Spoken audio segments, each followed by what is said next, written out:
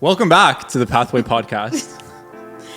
We are joined here today by a very, very special guest, Dr. Braxton Hunter. Yeah, thrilled to be here, guys. Thanks for having me. Thanks for being here with us. He's come all the way from the U.S. to record with us today, and we're so thankful that you made the trip. Very excited to talk with you, and maybe you can tell our audiences like who you are, why you're here. Sure. What makes you so cool?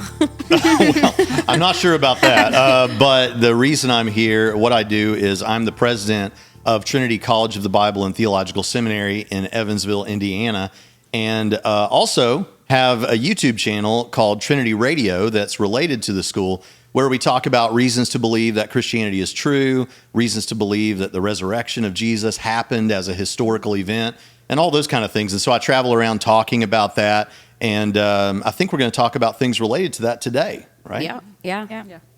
So check him out. For those of you who've never checked him out, check him out. But we've known Braxton for like what we were saying 4 years now, 5 years. You've known me longer than that, longer, yeah. And I've gone around the world with people from your church, and we've you took us down a massive hill of snow on inner tubes with my daughters. Oh, yes. So talk about cool. My daughters think you guys are the coolest. That's awesome. Okay, well, with that said, some introductions. Do we want to jump into our very first video topic? This is exciting for us too, not only because Braxton's here, but also because it's our first, video podcast. Yay. That's exciting. I'm honored. It's a milestone for Yeah. sure. Yeah. We started back in 2021.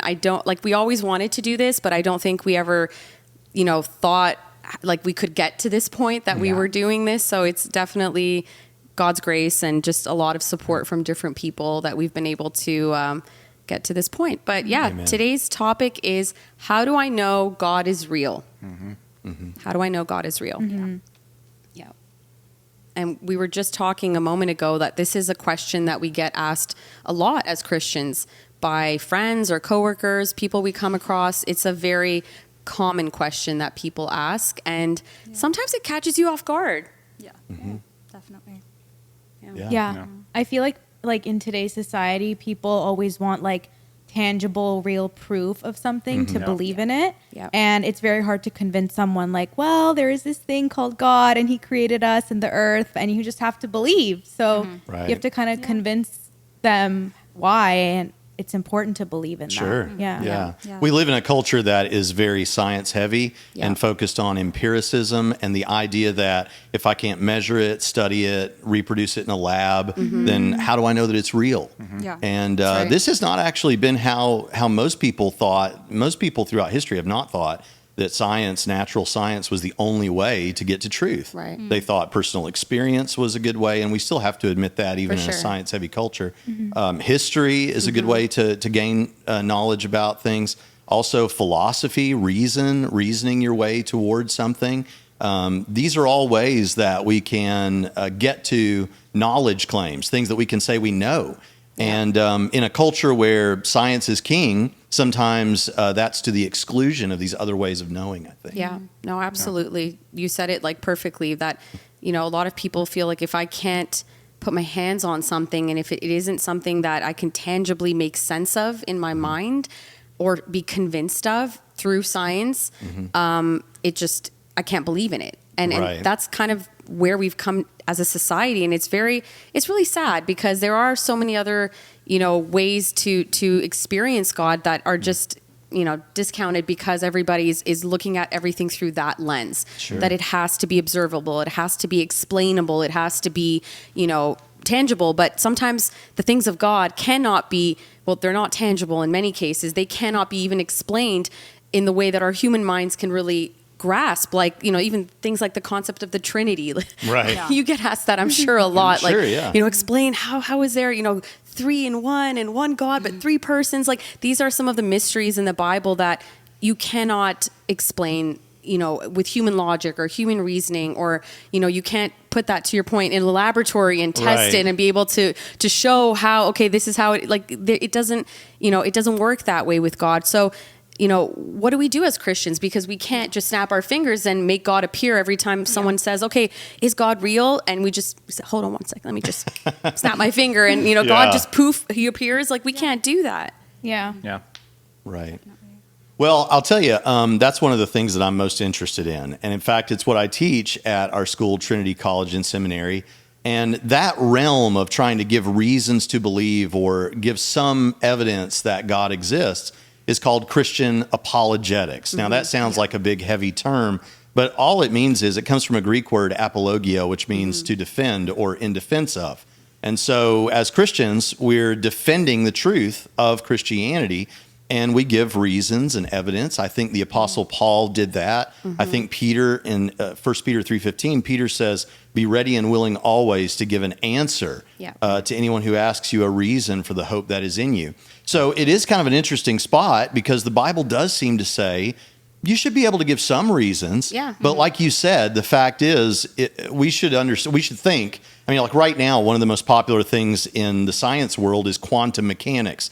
And how does all that work? It'll boggle your mind to try and understand all the weird stuff that goes on there. Well, if we already kind of accept as humans, there's a limit to how much we can understand about this, and we're going to keep trying to understand. Yeah. Well, then we should certainly expect that if there's an all-powerful God who made everything, that we would run up against a limit in how much we can understand. And I think you used the right term. It's the biblical term. There's always going to be some mysteries there that we can't grasp. Absolutely.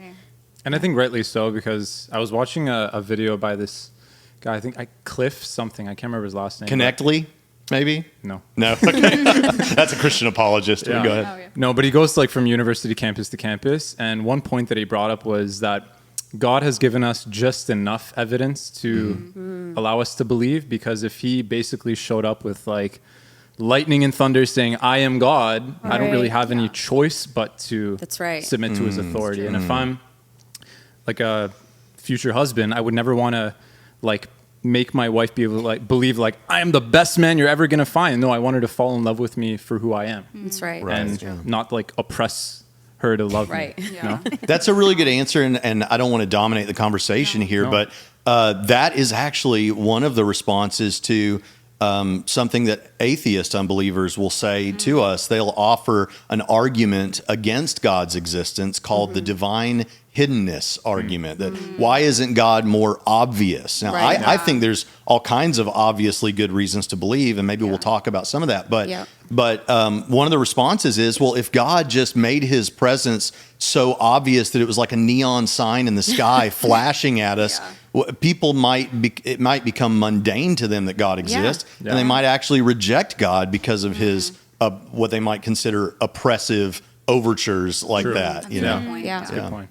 Yeah, and I think, again, people take for granted, I like that you brought that up, Chris, that it really is a choice to believe, because we know from reading the Old Testament, there are so many stories where God did bring the lightning and the thunder and did very, obvious things to show who he is and show himself. I'm thinking, 10 plagues, where did that, and he was the pillar of cloud and the pillar of fire and even things splitting the Red Sea, those were truly miraculous things that you can't say were, human engineered or some, nobody, especially at that time, there was no technology to be able to do something like that. So, God did show up. He was very obvious. He was in their face, one could say.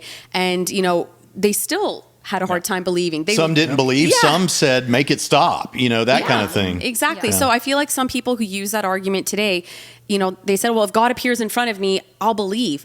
But God did appear in front of us 2,000 years ago in the person of Jesus Christ, and still some people rejected him, didn't end up believing, and ended up crucifying him. So, I don't think it's necessarily the, again, the tangible always having to be there, or the observable, or something that's in your face. There's still that hidden ingredient that we're going to talk about, which is necessary. And it's, again, not just him being there that really necessitates you to believe, right? Yeah, and before you get to that, in 2019, about the time I got to know you guys, I had a debate at Baylor University in Waco, Texas, with a guy who did run an atheist television program called The Atheist Experience. And his name is Matt Dillahunty, a really well-known online. And Dillahunty asked me at some point, he said, well, why doesn't Jesus just show up right here in front of us on this debate stage? That would settle everything. And I said to him, you can watch this on YouTube, by the way. And I said to him, well, wouldn't your first reaction be to think that this was just some sort of mental phenomenon or something like that and not really Jesus? And he said, well, yeah, that'd be the first thing I thought. Well, then what are you asking for? It's true. Some people would be like, it's a hologram or It's ancient aliens doing this to us. Yeah, because if you don't have that that open mindset, you're going to rationalize everything no matter what. Yeah. And I think also for like another demographic of people is just people who are, I guess you would say, agnostic. Like they believe that there is a higher power, but they just don't know what it is. They'll call it the universe. They'll call it whatever. And these people may not also understand who Jesus is and what that relevance is to their lives. Yeah. So I think that that's something great that you also touched on, Yeah. and we're going to talk a little bit more about as well. Yes. Yeah. And I think it's like the society that we live in today is actually pretty similar to what we see in the time that Apostle Paul was writing. Sometimes we think, oh, like life was so different back then. The people were so different. But actually, when you read the scriptures, you see that so many parallels exist between what they experienced and what we experience today. And actually, a portion that we want to read that I think is a really good foundational, scripture for today is 1 Corinthians chapter 1, verses 18 to 25, which really I think gives us an answer to this dilemma of like, okay, if someone asks me, how do I prove God is real? What do we do as Christians? How do we respond? So maybe, I don't know, one of you want to read that section? Yeah, I can read it. Go for it. So it starts with, for the message about Christ's death on the cross is nonsense to those who are being lost. But for us who are being saved, it is God's power. The scripture says, I will destroy the wisdom of the wise and set aside the understanding of the scholars. So then, where does that leave the wise, or the scholars, or the skillful debaters of this world? God has shown us that this world's wisdom is foolishness. For God in his wisdom made it impossible for people to know him by means of their own wisdom. Instead, by means of the so-called foolish message we preach, God decided to save those who believe. Jews want miracles for proof, and Greeks look for wisdom. As for us, we proclaim the crucified Christ, a message that is offensive to the Jews and nonsense to the Gentiles. But for those whom God has called, both Jews and Gentiles, this message is Christ, who is the power of God and the wisdom of God.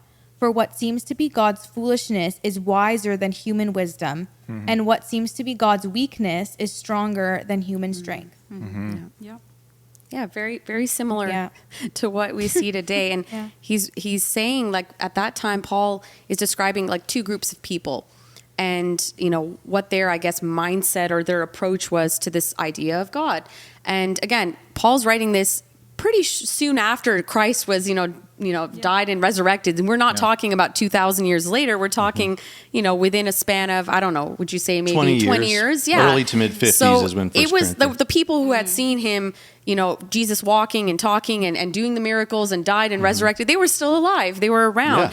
Yeah. But he's saying that at that time, as only a span of 20 years had gone by, the Jewish people at the time in that context were really still looking for the miracles.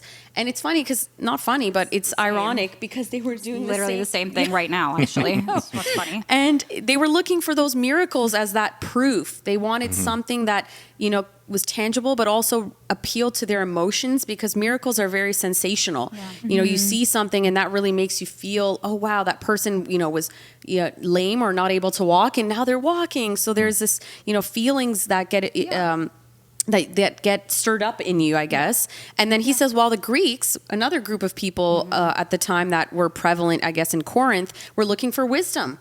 And in today's society, I feel like that's where a lot of people, again, they're either approaching God through like, okay, I got to feel God. I got to know in my heart, like, again, approaching it through a very emotional way or through wisdom, which is what we were talking about, science and, tell me it's provable through like whatever, quantum this and that and all these, mathematical, problems and all these stuff. And it just, he's like, that's not how it works. He basically says it's neither appealing to God through your feelings or emotions, and it's not through logic or reasoning. It is absolutely through just preaching Christ crucified. And to some people, again, he says it's going to be foolishness. They're going to think you're a joke, which is what a lot of Christians experience. People are like, oh, you guys, like, just innocently believing all of this, sheepishly believing all of this. But, to people, that's foolishness. And that, I think, is even happening today. Like, we experience that today.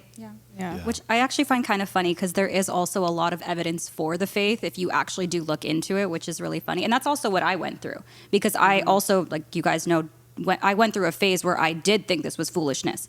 I chose to actively leave my faith and go look and see what else is out there. But there was so much actual evidence for the faith that it literally brought me right back to a circle. Wow. Yeah. And I just find that funny that also it's like people really never changed 2,000 years ago as they are today. We're exactly the same. We want that proof. We want that emotional factor.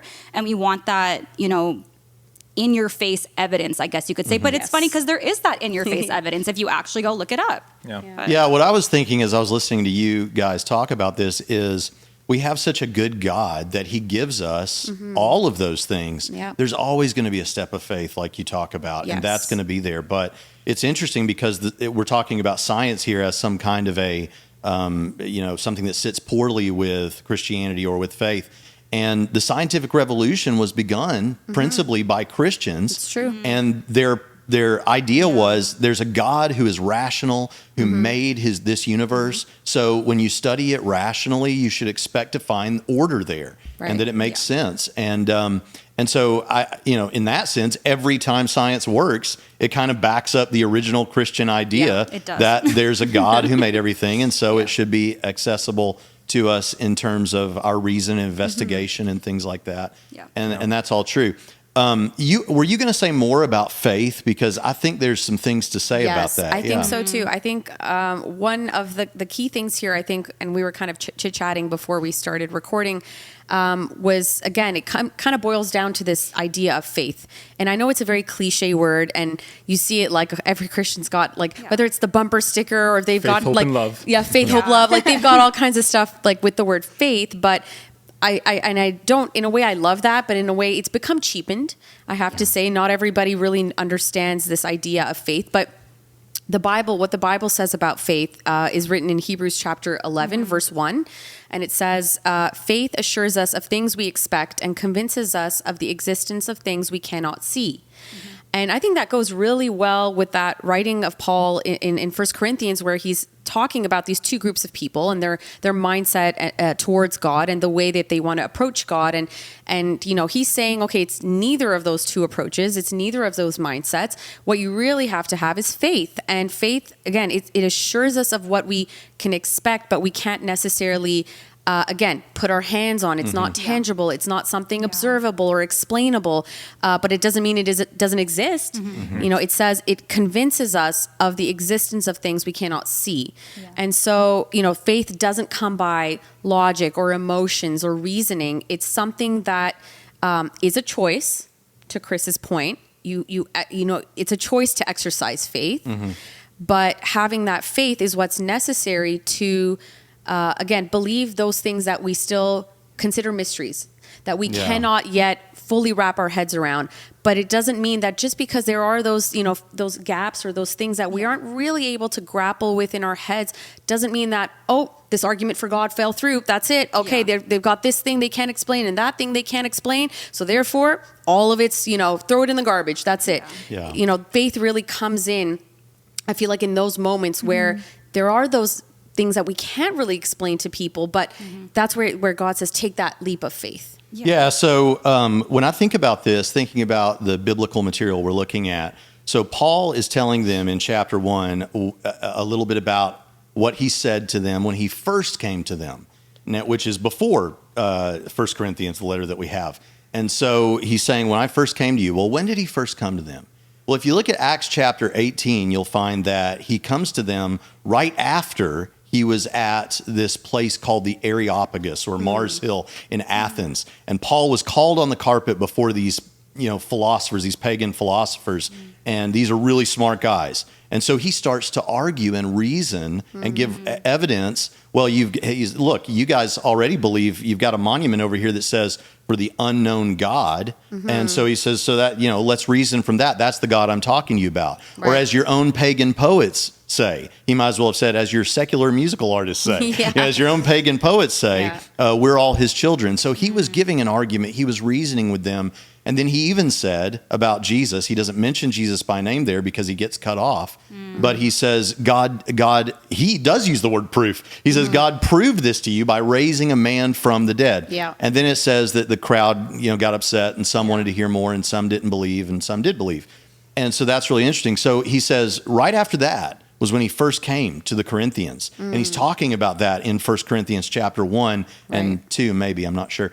And so he says there, I didn't come to you with these big flowery words and these big speeches. No. What most scholars think Paul is referring to there is I didn't have this proud, arrogant, sort of philosophical TED Talk sort of way of doing this. I was just telling you the truth, and that's what it was. Yeah. And when he says, I just came to preach Christ and him crucified, well, don't take that too woodenly, because he does in chapter 15 tell us that Jesus rose from the dead and gives reasons for that. I think there's a balance to all of this in what you're saying. You can't say, well, okay, I can do all of this with just the evidence, right. and I can't just go with feelings. Yeah. There should be a balance, and there'll always be a step of faith. One other thing I wanted to add when we're talking about a biblical understanding of faith is the Bible does talk about faith as it refers to the Christian faith as the faith. Right. But really the word pistis, which is the Greek word that's used here for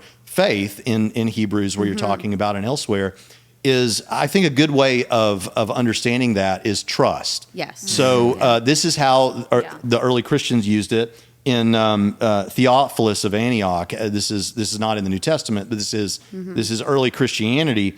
He was talking about this very idea, and he basically gives us a definition. And so he's writing in his chapter 8 of his letter to Autolycus. If anyone's pregnant with a child, there's a name, maybe Autolycus, you can, or Theophilus, whichever one you want. But he says, do you not know that faith is the leading principle in all matters? For what husbandman can reap unless he first trusts his seed to the earth? This is the same word. Right. And he goes on to say the same thing about how can you get wherever you're going with a ship unless you trust yourself to the pilot? Yeah. What's interesting about this is, do I have evidence that when I got on the plane today, let's put this in modern clothes, when I got on a plane this morning from Indiana to come here, I was exercising faith, trust in the pilot of the plane. Yeah. But is that based on no evidence? Well, no, I've got good evidence that we have a system here that gives us good pilots and things like that. Right. Yeah. When you sat in that chair over there, he's got a fantastic chair, by the way. When he sat down in that chair, he trusted that the chair would not break beneath him. Right. But that was not based on no evidence. And in a similar way, I think, especially in Hebrews where we're talking about, he goes in to talk about all of these faithful people in the Old Testament. Well, these weren't people that had no evidence. That's right. Many of them had encountered the miraculous. They had Absolutely, really yeah. good No, evidence. that's true. So I think the important thing is you're not just going to be able to do this all with logic and reason and That's science right. and all that. That's right. Or with your feelings, though those are all helpful things. And I Yeah. think our God's so good he gives it to us. Yeah. But ultimately, we trust on the basis of those things. And that does take a step of faith. Yeah. Yeah. Absolutely. For sure. That's a really good 100%. way of thinking about it, because I think, again, faith can be sometimes misunderstood, that word, or it's, again, as I said, become maybe a little cheapened, or a lot of people they're not all on the same page about what that word means. Yeah. But I think trust is a better way of thinking about it. Like, this definition of faith, it's really about trust, and God is not, doesn't expect you to have all the answers. Yeah. And he purposely hasn't given us all the answers for a reason. Yeah. But having said that, it doesn't mean that we don't have enough to exercise that faith, to exercise Right. that trust, to feel like, you know what, I have enough here to say, okay, there is a higher power, there is a creator, he's created me for some kind of purpose. Maybe I should discover what that is. At least that's the starting point, that this should give you some kind of trust that there is something that I can then further investigate and get to know, who is this God? What does this Right. God want from my life? And I think that's where that trust element is very important, and maybe a way to kind of shed a new light on the word faith. I think so, because Samuel Clements, the famous writer, he gave a definition of faith that I think is what a lot of people on the street think of with faith. He said it's believing what you know ain't so.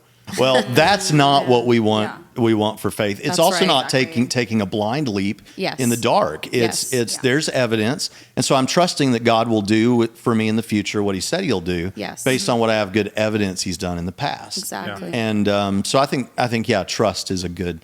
I think about this. We used to have this place when I was pastor. I used to pastor a church, and we had this place where you could go cliff jumping. Oh, I don't know gosh. if you guys have ever been cliff. Have you guys ever been cliff jumping? No. Chris has been cliff jumping. Oh, oh gosh. I didn't know that. Tobermory? Oh, okay. Years, like Oh, 10, that's 15 fun. years ago. Oh boy. Somewhere in Canada, right? So, so in Tennessee, where we were cliff jumping, there is like 40 or 50 feet from the surface of the water. Oh, wow. Well, when I go cliff jumping, the first time I went cliff jumping, I was terrified. I mean, it was literally taking a step of faith, Oh, yeah. Trust. Yeah, What am I yeah. trusting? Well, it's not that I had no evidence that I'd be right. fine. Yeah. I had evidence. There were also occasionally helicopters that had to come take someone to the hospital because they got hurt cliff jumping. my gosh. So there, I knew that I'm not 100% sure I'm going to be okay, but I'm Right. trusting. Yes. And I think that's a good way of thinking about it. Yeah. Yeah. Well, Chris, you Yeah. recently did treetop trekking. That's a mouthful. And your experience actually taught you a lot about trust too. I remember he was sharing that with us. Do you want to share? Because I feel like that's a good, Yeah. analogy My too. experience was more so like learning to fix my eyes on Jesus, and Jesus in this instance was the other tree that I was trekking to. But no, you But had to trust that your I had to- equipment yeah, and I had everything to was trust- actually going to work. I had to, to that point, I had to trust the harness that was Mm-hmm. attaching me to this long steel cable that was going from tree to tree. And it was definitely scary because the threat of falling Dying. to my death was definitely ringing in me. Yeah. But yeah, I had to learn to put my trust in that harness that if I do fall, I'm not going to die. I'm just going to Right. hang 30 feet above Yeah. the ground. And I think that could be for people watching. I know that we're talking to people. The audience might have people who are Christians and non-Christians who are just interested. But I think that there are people who are at the lip of that cliff, ready to jump, Yeah. or they're hooking themselves in and they're going up the tree, and it is like this. Oh my gosh, I don't know about this. This sound. I feel this feels like I'm really taking a risk here. Yeah. And it's similar in that way, and that is where the trust comes in. Yes. Yeah. Yeah. I was definitely going to say that with the whole trust thing, it does feel almost like when you want to take that leap, it feels almost like you're afraid to fully succumb to it because of what you think it's going to be. That's You right. think it's going to be something with these boundaries and these just a heavy weight on you. And I think that also has, like, it's tied into a whole different topic of our misconceptions of what this faith really is. But I think that's a really big factor, at least for me, that's what it was fully like trusting and having that faith and taking that leap. That's what was really scary. And I know for a lot of people who are maybe agnostic, who, have fallen away from the faith, they're Christians, not Christians. A lot of us may have this skewed perception of who God is. And so that's Right. why we're so afraid to take that step, because we think that it leads to more bondage, more rules, more religion, Yes. things like that. Yes. And so it's scary, which I totally get. And that's Yeah. a valid point. Yeah. Yeah, I think you're right. It does feel, and we do refer to ourselves that way as servants of God, and we do kind of submit to what we think God wants. But the freedom there is really amazing. Like, for example, one might feel like if someone's never smoked a cigarette before, they might feel like, well, if I'm really free, then I should be able to just smoke cigarettes or whatever else. Once you smoke the cigarette, you realize if you do it for very long, now I'm a slave to this. What I thought would make me free has actually shackled me now. And I was more free when I had this rule, wherever it was from, not to smoke cigarettes. I was more free than I am now. Yeah. And so, and the Christian life, I really bothers me. I think that people think, well, it's just all about rules, kind of like you were saying. Yes. You can't Yeah, do all do's the and fun don'ts. stuff. That's right. Yeah. Well, the fact is we may have an order and an organization to how we live our lives. It's like the old, my youth pastor used to talk about, there's a fire in your fireplace. That's a good place for a fire, is in your fireplace. If the fire is in the middle of your living room, this is a whole different story and it's not good. Well, in the Christian life, it's just, it's not that we say, well, you can't do the fun things or you can't have this fulfilling life. right. It's just that we follow what he says is the proper order and categories for those things. That's Yeah. right. Yeah. And I think it's so worried also about that. like the fear of giving up control. Yes. That's a We're big a one. very controlling, Yes.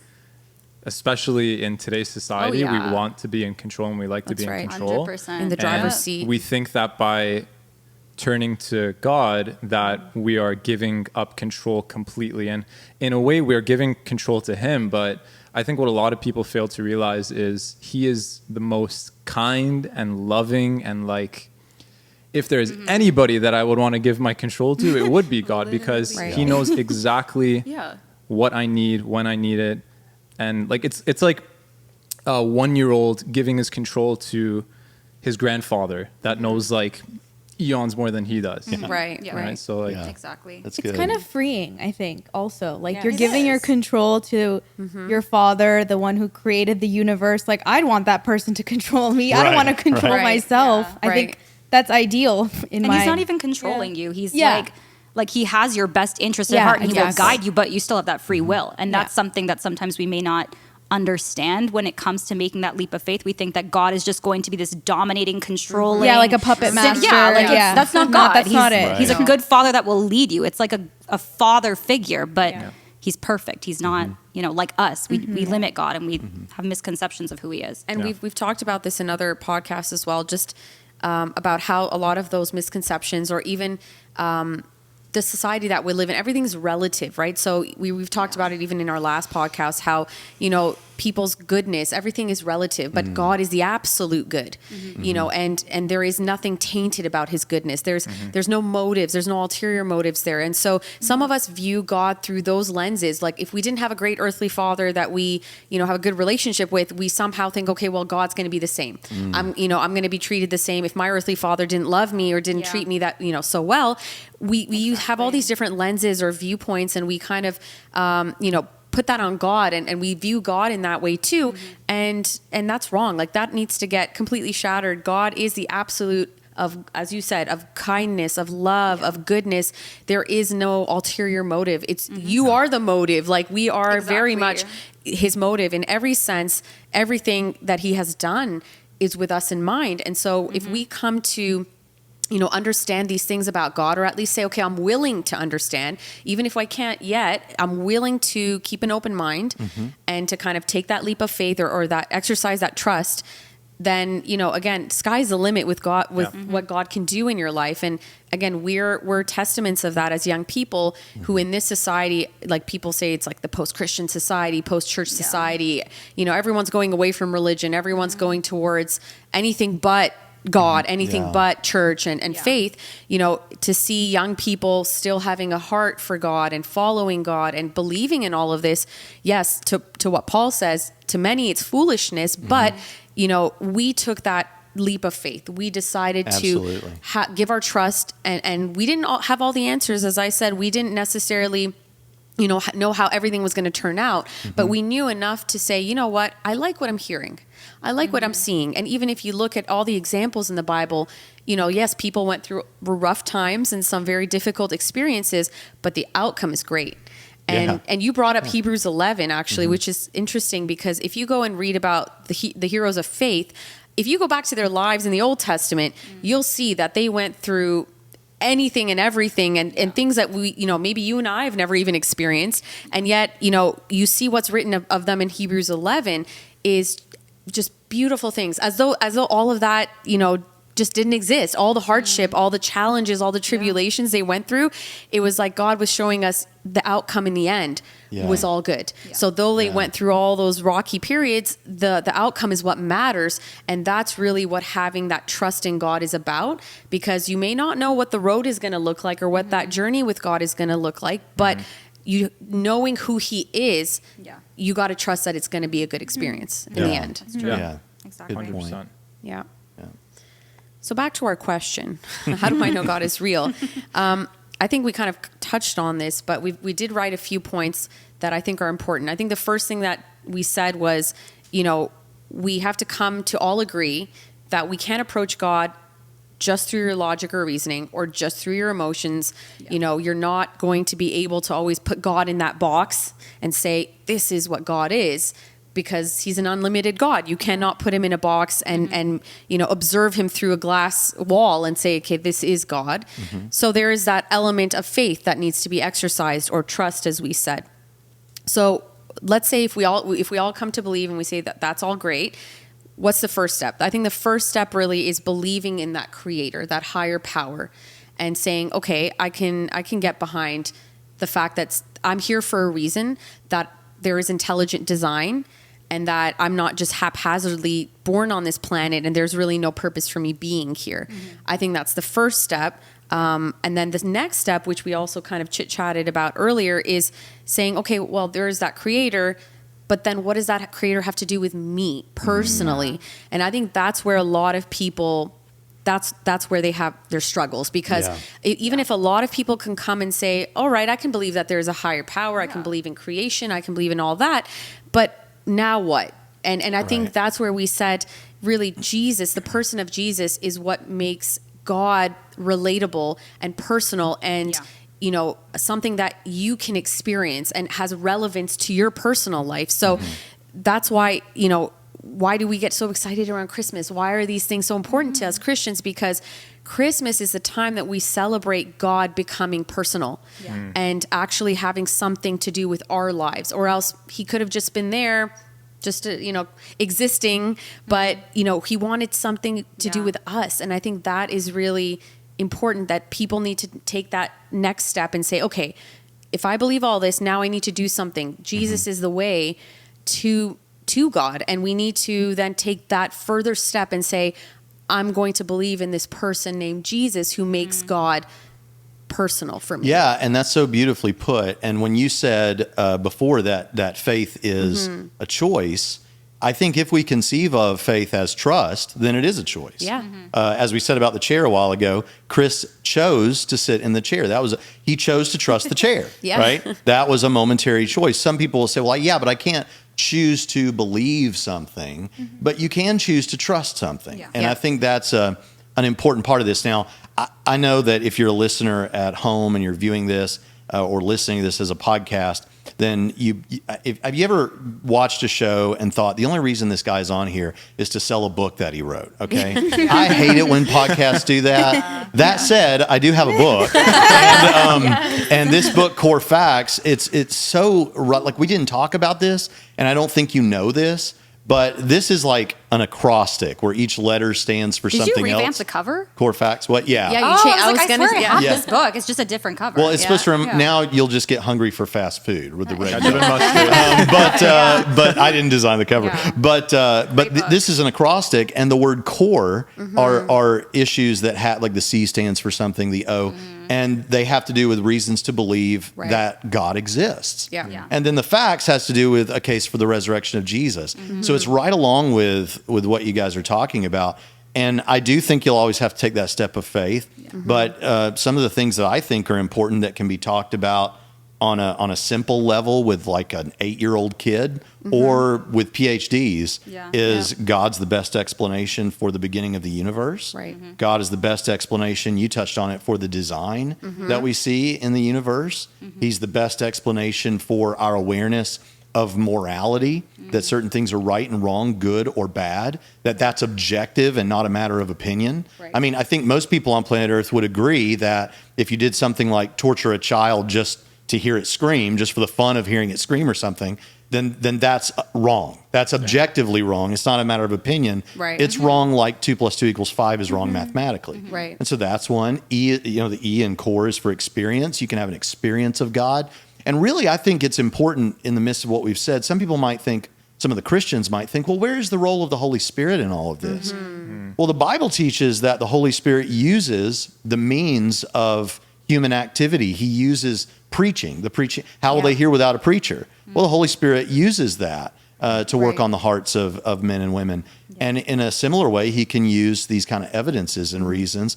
But I think there's a Christian thinker, philosopher, named William Lane Craig, and he puts it this way: it's through the Holy Spirit that I know that Christianity is true. That's right. But it's through stuff like what's in this book, the giving of evidence, that we'd show that it's true. But it's always going to take that jump off the cliff, that step of faith to fully be there. And then the facts have to do with, I mean, I think it would surprise people to know that universally, people who do work on this, whether they're Christian or agnostic or whatever, affirm that Jesus died by Roman crucifixion under Pontius Pilate, that people had experiences after that, that at least they believed were appearances of the risen Christ, and that some of those people were willing to die for it, and some of them did die. And that's pretty powerful stuff right there. And so I think our God is so good. You know, when he gave us stars to look up at and enjoy, he could have given us one star, and we would look up and say, man, just look at our star. This star is amazing. God is so powerful.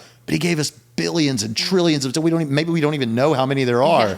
And in the similar way, he gives us the logical stuff if we need it. He gives us, some people, the feelings. I don't have some of the feeling type stuff that other people do, but it is still always going to take that trust, that step of trust. Yes, absolutely. I love the point that you brought up about the Holy Spirit using us, because, and you said, I think you said something about the Holy Spirit showing us that Christianity is true. Yeah, he's the evidence. Yeah, I was reading actually today in Mark, but I think Matthew has a better response to what Jesus says. Jesus and the disciples are having a conversation, and Jesus says to his disciples, he says, "Who do you say that I am?" And then Peter answered and said, "You are Christ, the Son of the living God." And Jesus responds with, "Blessed are you, Simon Bar-Jonah, because flesh and blood did not reveal this to you, but my Father who is in heaven." Right. So even that revelation that Peter received, that Jesus, you are the Christ, didn't come from flesh and blood. It doesn't come from that. It came from the Father, the Spirit. That's right. That's true. Yeah. Definitely. And I think Christians who have been Christians for very long, and this isn't everybody. I have a friend who is he's a Christian defender like I am, and he is a professor at a university. His name's Jonathan McClatchy, and he's a Scotsman too. I know we have a Scotsman in the room, not on the camera, and he has a degree in evolutionary biology. He's very solid believer and very solid academically. And he'll say, "I only believe." He said, "I think the Holy Spirit's at work in my life, but in terms of evidence, all I have is the publicly available evidence." He said, I'm not a touchy-feely guy. I've never had a lot of feelings like that. Yeah. But I believe he's a strong Christian just like I am, you know? Yeah. People experience that in different ways. Yeah, absolutely. Yeah, and I think that kind of brings it to the last part that we kind of wanted to talk about, which is, I mean, maybe for a lot of people who are listening, you may say, well, all of this, was great. I'm a Christian. I already believe in Jesus. I'm already following Jesus. I've already taken that leap of faith. I trust. And so, what do we have to say for you? And I think you've touched on that. And so did you, Chris, by, bringing up this whole faith versus feelings issue, which I think is a prevalent issue in the world of Christianity. You see a lot of people kind of struggling because, circumstances in life end up, bringing out certain emotions. Like when things are going great, a lot of times we're like, we don't really have to think about God, and God's kind of on the back shelf. But when things get tough and rough in life and we're going through different experiences, that's where we start to panic. That's where we, you see different emotions come out. And we see even in the Bible that there are different stories that show that that's human nature. That's the way that we react. So a lot of times, we try to go living life based on our feelings, or we, appeal to God based on our feelings, or things are, again, that the emotion and feeling lens is applied. But again, what's important is the faith, not the feelings. And I know we almost always bring up this story in the Bible of the Peter walking on water, which is a very important one because it's relatable, though it was, maybe a different context. But in life, we go through different storms. There are the winds and the waves, and everything is all around you that, is scary. Whether it's in your personal life or when you turn on the news and you're watching things, you're seeing those waves, you're hearing the wind, and you're looking around and you're caught up in this storm. And, your natural reaction is to go based off of that, dictated by your circumstances and how those circumstances make you feel. But what happens is Jesus shows up and he's walking on the water. Again, one of those, It Is I. We did write a song about this. Go listen to It Is I. I'm sure it's a banger. It's, I think, our most popular one. Kinda, yeah. Actually, it is. Yeah. And so Jesus, in the middle of this storm, it seems a little odd I think, to most people. But he tells Peter, like, come to me on the water. And Peter, in that moment, has to literally take that leap of faith. He leaps off the boat into the water, and he doesn't sink because he's keeping his eyes on Jesus and he's walking towards Jesus on the water. But the moment that he takes his eyes away from Jesus, he gets caught up in those emotions again. He sees the waves are crashing all around him, and he's like, oh God, what's going on? Where am I? Like it hits him, and so he starts to sink.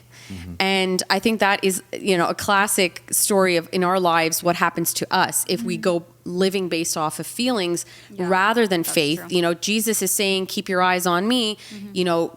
Take those steps of faith and don't worry about what's going on around you. Don't worry about the storm that you're in. It's going to be okay. But sure enough, a lot of us are Peters, and we end up taking the eyes into a different direction and, falling in Stephanie, the water. I think that illustrates both of the concerns you have, because on the one hand, there is the obvious emotion of, oh my goodness, I'm standing on water. Yeah. What am I going to, but then there's also the, oh my goodness, I'm standing on water. That's not supposed to work. That's Intellectually, right. Intellectually, that's the not supposed to work. logic, And in yeah. both cases, focus on Jesus. Yeah. And I think for the Christians at home, number one, I think understanding faith rightly is important, just Yes. because you're a Christian and you need to understand that. But then number two, I think it's good to have some knowledge of reasons to believe, Yes. because you could experience doubt. I think that's one of the Yeah. enemy's favorite ways to attack the faithful is with doubt. And so you need to have something to say back to that, even in your own mind. Also for evangelism, to reach other people with Jesus, they may have intellectual hurdles that these things can help them to overcome. That's right. But I think like you talking about the waves crashing in our life right now, and that, they always, the old adage is you're either in a storm, coming out of a storm, or about to go into a storm, that's life. Yeah. And the thing about it is, I think every Christian watching this, I think every Christian at your local church who's been a Christian for very long is going to be able to say, okay, there are times in my life where I was like, where is God in the midst of this? Yes. Oh, yeah. And it takes me back to my daughter, my oldest daughter. She's 15 now, but when she was a little girl, she's still my little girl, but when she was a little girl, she was in the bedroom one night, and I was putting her to bed, praying with her, and she said, well, don't turn off the light, I'm scared of the dark. She had never said that to me before. And I said, well, you don't have to be afraid of the dark. God's here with you. And she said, where is he? And I said, well, you can't see him, That's right, but we have good reason to believe that we have the right God and that Jesus is God.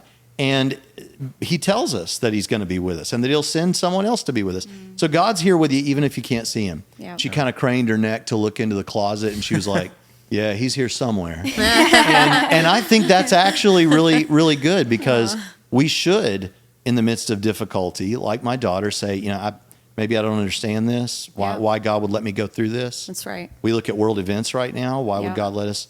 But you know what? He's here somewhere. I don't see him. He's here somewhere in the midst That's of right. this. Yeah. It's like that childlike faith that Jesus always praises and talks about. Yes. Yeah, that's right. Definitely. Yeah, but you're right. Like, in my own life, I can say that there were times that I asked that question, like, is God real? And I'm a believer. I said yes to Jesus, and I love Jesus. And in those circumstances, sometimes I asked that question of myself. I was like, if God is real, how could this be happening? Is God really there? And we start to ask that. And again, doubt, as you said, I'm really glad you brought that up, is truly one of the ways that the enemy tries to derail us or distract us and discourage us in our faith, because we start to doubt what we know. We start to doubt our experiences with God, and that's so dangerous, because again, we have gone through so much with him. We have experienced so much with him, and we've seen his goodness. We've seen that love. We've experienced these things, and yet in a moment, it's like it's erased. Someone did,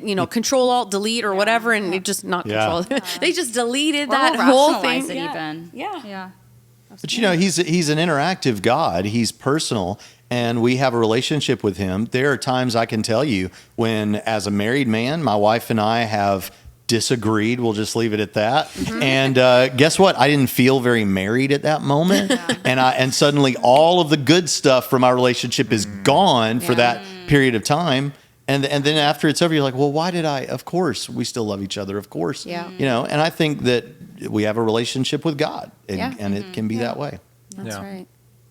You know, I love that you said that actually, because I find that to be like if you apply that same logic to your faith, it's an opportunity to actually experience God in a new, beautiful way, to use Yes. these feelings of doubt to actually draw closer to Him and to experience Him in a fresh, new way. That, you know what, yes, I have doubt in this area, but God can actually work in that area and open my eyes to a deeper understanding of Him. And I think with that, I don't mean to like suck the air out of the room by talking too much No, here, no, but, please. but I think you could think about your doubt when you experience doubt as a believer. You could say, okay, there's a couple of different kinds of doubt I could have. One type of doubt might be, I'm not doubting the truth of Christianity, I'm doubting my own salvation or my own spiritual walk. I think a lot of Christians go through that, and there you trust again that Jesus will do what He said He would do, that if you trust Him, if you put your faith in Him, Right. He's got you. Then there's intellectual doubt. You know, maybe you really are questioning something about the Christian faith. Maybe Yeah. you saw something on the news about the beginning of the universe or something, and it caused you to have some doubt,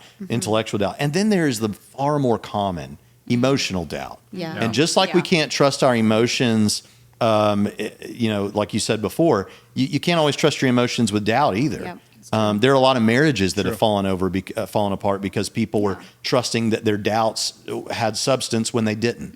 Yeah. You know, That's they right. thought their That's spouse was cheating on them or something like that. right. And with God, if you think about your doubt and you can't really put your finger on any particular good reason you're doubting, and it's just an emotional doubt, well, then take that to God in prayer. He'd love to talk to you about that. Yeah. But then the intellectual doubt, I think we can address that with a lot of those things, and that's the sort of thing I teach Yeah. and do with the Christian apologetics, as it's called. Right. Yeah. Yeah.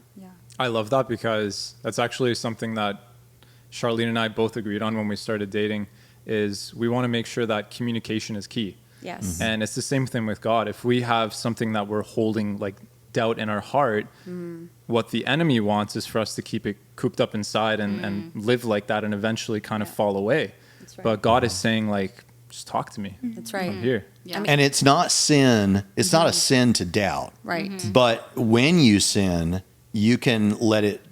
You can be like, I'm not going to go talk to God about this. I've already repented of this like 15 times, and He probably doesn't even want to see me come to Him in prayer. Right. It's always better to run to God than Yes. away from God. Yeah. Yes. Absolutely.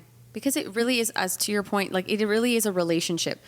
You know, a life with Christ is a daily walk with Him. Yeah. It's not a once in a lifetime, you make a certain decision and you're like, that's it. It's a daily walk, which means it's a relationship, it's ongoing. And so, again, but even that, I like what in the Bible it says, I think it was 2 Corinthians chapter 5, verse 7, that says, walk by faith, not by sight. So it's referring to that relationship with Christ, and it's Paul's saying it's a walk, first of all, which means it's something that is happening every day. It's a constant thing.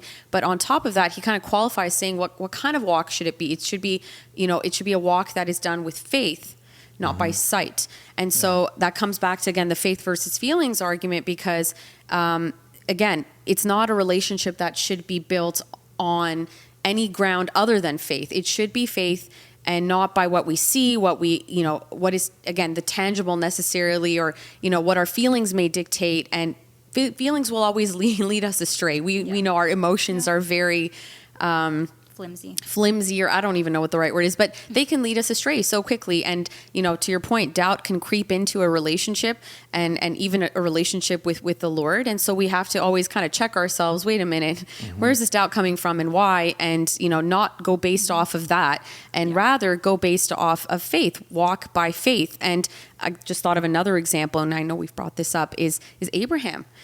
God calling Abraham out of his home, saying, I'm going to take you to another land and I'm going to bless you. And that all sounds great. Like, God's promising something really great. And so Abraham may say, okay, I'm going to walk with God. I'm going to go where He takes me. But sure enough, he comes to the land of Canaan, and what does he see? Oh, it's a famine. So he could have in that moment, gone by faith and said, oh, you know what? I'm going to continue to trust God. I'm going to trust that this God who, the God of my ancestors, He's speaking to me. He said He's going to bless me. Something good's going to come out of this experience. But we know in that moment, Abraham chose to walk by sight, not by faith. He looked around. He saw there was a famine. At that time, that was, a famine meant like you're going to basically starve and die. You can't have the agriculture or whatever. So he's like, I'm going to pack up and move to Egypt. Yeah. So he lived, his relationship at that point with God was very much walking by sight, not by faith. But throughout his life, God really put him to the test. He taught him a lot. He put him to the test. And we know in the very end, the ultimate test was putting Isaac on the altar. And he passed that one. And that's because he went through years of experience learning, don't walk by sight. Yeah. Don't go by those feelings. Don't look around at your circumstances and, let them cause doubt. Let them cause you to, think God is a certain way or not a certain way. Rather, exercise that faith. Trust that God has a plan for you. Trust that God, what he promises, he will do. Yeah. What he says, he will do. He's not like us who 1 minute we say something and the next Right. So again, I just thought of that, walk by faith, not by sight, because in a relationship, especially with God, that is so very, very important that we do that. And it's easier said than done. Yeah. Oh, yeah. Yeah. Good and like point. you said, it's something that's developed over time, right? Yes. Like Abraham didn't just put Isaac on the altar to start off with. Like Day it one. took Day one on the altar. Oh my Day one with gosh. God. That'd be horrible. Yeah. But no, he develops that in you. And that's the thing is when we take that first initial step of faith with God, he will bless that. Yeah. And it's an ongoing relationship that we build that trust. The same way like a regular relationship, like your friends or a boyfriend-girlfriend relationship, it's the same concept. You develop that trust over time and God works in you. The more you surrender to him, the more you give yourself a little bit to him, he will show you that he is faithful, that he is worthy of trusting, and that he's not going to let you down. He's never going to take you above something that's beyond you, Yes. So That's right. Yeah. Good thoughts. But easier said than done, that's for sure. yeah, Yeah. for sure. I don't know. Any last thoughts? I feel like we've I know. given everyone a lot to think about today. I think so. Yeah. It's quite meaty, but I just think about the song Waymaker. I think it's very relevant to what we're talking about. If you've True. never heard it, go and hear it. It's Good song. one of the We have a best cover worship too songs. of that, so if y'all want to listen to that. True. I forgot. Plug. I forgot about that.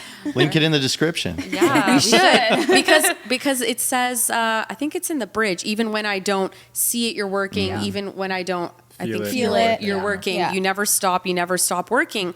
So relevant for what we were Yeah. just saying Absolutely. because we don't always see it. We don't always feel it, but that doesn't mean he's not there. Well, and not to prolong when we're kind of wrapping up, but we think about things going wrong in our lives in terms of business or school or relationships. And in the first century, Paul was writing to early Christians who were in an honor-shame culture, which is a little bit different from Right. what Westerners are used to today, Yeah. where if you're shamed by one group, if you're in this group.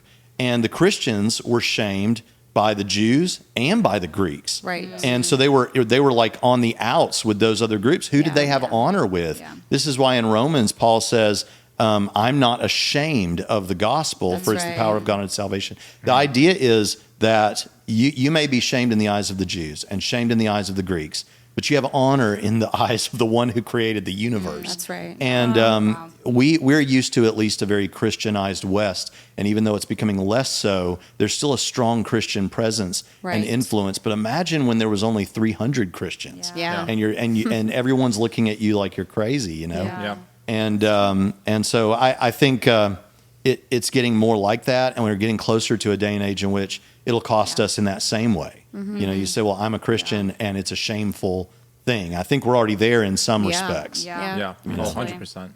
Definitely. 100%. Yeah. Well, Shall we wrap it up? I think we should. Any final thoughts, Braxton? Well, I just really appreciate you guys having me here and letting me be a part of this. I think you guys have an awesome setup. Everyone ought to check out your music and follow you in every way that they can follow you. And after they've done all of that, I'd love for you to check me out at Trinity Radio on YouTube. Yes, Yeah. For sure. Yes. Check Yeah. out Braxton. For sure. Braxton, where can we Yeah. follow you?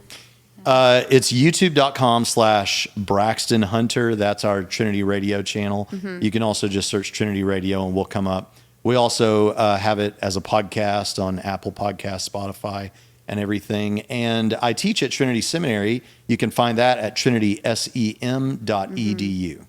Awesome. Awesome. Check them out. And also, we're really excited to announce that we are going to be having a giveaway, and you can get a copy of Braxton's book. So stay tuned for more information. Yeah. zoom in on the book. It's a great book, actually. It Loved really it. is. Oh, It's a thank you. great read, and it's been. I think you mentioned it's been like revamped or Yeah, it's about 10 years old, but we relaunched it. Nice. And I added a bunch more like stories and things like that to make it more easy to read. Great. Nice. So some lucky follower of Pathway will get a copy, and so stay tuned. We'll let you know how you can get in that and potentially get a copy of the book. And again, we'll make sure that everything's linked and available so that you can also go and find more from Braxton and just all the great stuff they're doing. I'm always amazed every time one of your videos comes out. I'm like, I gotta watch this. Well, thank you. Appreciate Always very that. good. So yeah, and how can they follow us? Where if you just stumbled on this and you're like, oh, I want more, where do they find us? You can follow us on Instagram at This Is Pathway. You can keep up to date with the latest news on our website, thisispathway.com. You can listen to our music on Apple Music and Spotify. We have music streaming on our Spotify and Apple Music. More to come. At This Is Yes. Pathway. What else? Where else can they follow us? Our website, thisispathway.com. I said that You one. did say that. There we go. What about our Always new YouTube great starting and page? ending But- And podcast. YouTube. Oh, yeah, yes. YouTube. Now, And YouTube, Yes, yeah. and YouTube now, thankfully, we have a channel. long. But yes, please stay tuned. We've got so many more exciting things coming, including some new music. I know a lot of people have been asking. Yay. But yeah, thank you for being with us, and thank you to Braxton for being with Thanks, us Braxton. today. Thanks so much, Braxton. Yeah. It was great Love you having you. Yeah. Hopefully more. Hopefully we'll have more with Braxton in the sure. future. Yeah. That's the goal. Yes. Awesome. That's it. Braxton, you should join in with this. Okay. Okay, on the count of three, We have like 3, 2, 1. This is Pathway, but I usually cut that out. But we can't cut it out in the video. let's just do it. Let's just do That's it. it. We're Okay. gonna do it. 3, 2, 1. This is Pathway. Hey.